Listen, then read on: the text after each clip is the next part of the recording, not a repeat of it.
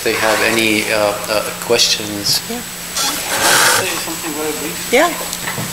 Something very important that's, again, I saw it in the way the American and European media reported about the revolution in Egypt. It was like always asking everyone about the Muslim Brotherhood, when there wasn't actually. The most amazing thing, not only to us, but to so many secular intellectuals in the Arab world, that this phobia of the Islam is taking over throughout the month and a half in Egypt.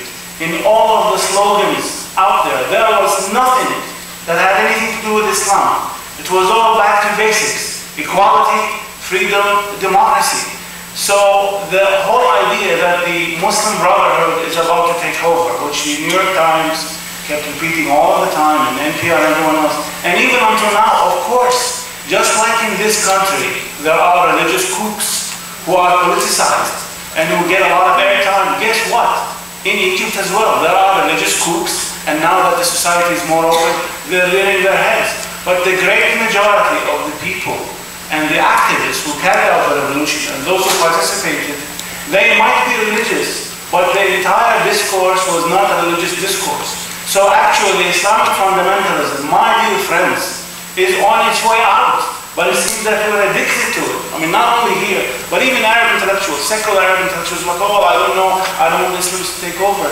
They are a minority in the large spectrum of things in Egypt, and more so in Tunisia, and even now in Syria, when we were all threatened by that, it's a minority. So it's not that huge phobia. That was, at one point, it was genuine. But what has happened is that in places like Iran and Sudan, and what the Qaeda has lost, they've lost all of their credibility. So people do not want to live in an Islamic state.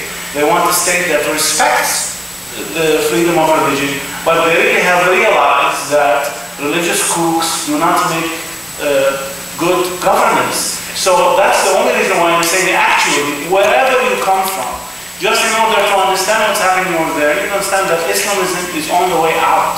It's not really relevant. Otherwise, in a month and a half, and I did spend an entire month and a half only watching news, to the detriment of my career and my life and my girlfriend, there was not one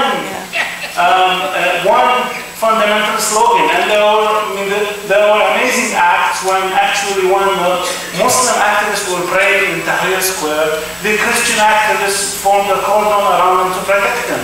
And now, of course, there are still problems, as there are problems here in this country. So I think it behooves us to look at fundamentalism in our own country. We had a fundamentalist in the White House for 8 years. And we have fundamentalists in Congress who say the most things that are backwards by 12th century standards, and you know what I'm talking about. Yeah. So let's just realign our vision. Sure. Go ahead, Laura. Well, I just want to say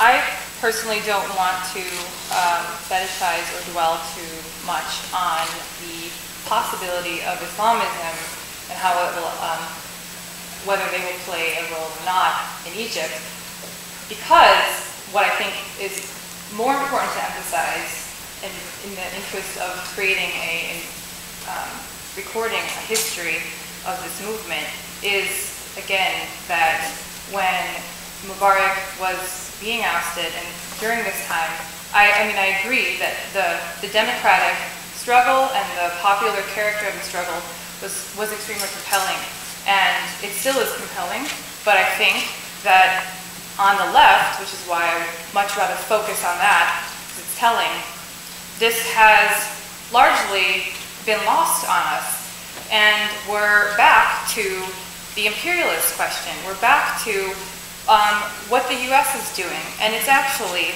a sort of, it betrays a bourgeois liberal following of the news and giving up on Egypt when it did seem that, or it still does, the military is coming into power. That is to say that certainly it's not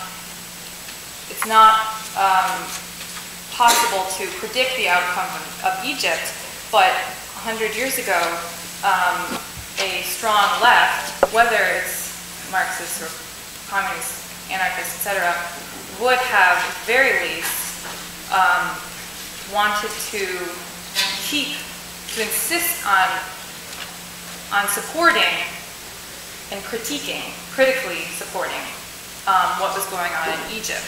And today, our memories are just superseded by the next natural disaster, or the next uprising to the detriment of the old ones.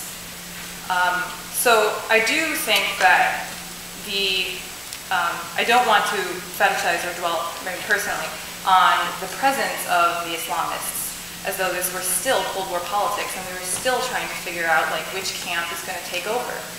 I think instead it's very telling of the left why this question has been hijacked again and